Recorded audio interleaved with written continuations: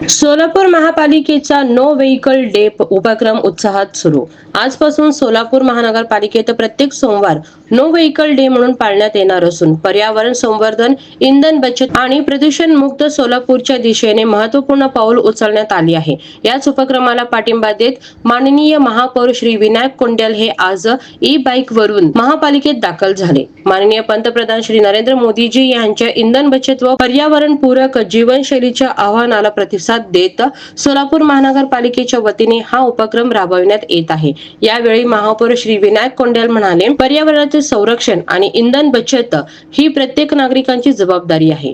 No vehicle day हा केवळ एक उपक्रम नसून भविष्यातील पिढ्यांसाठी स्वच्छ आणि निरोगी वातावरण निर्माण करण्याचा संकल्प आहे. या उपक्रमामुळे इंधन बचत, वायू प्रदूषणात घट, वाहतूक कोंडी कमी, पर्यावरण जनजागृती होण्यास मोठी मदत होणार आहे.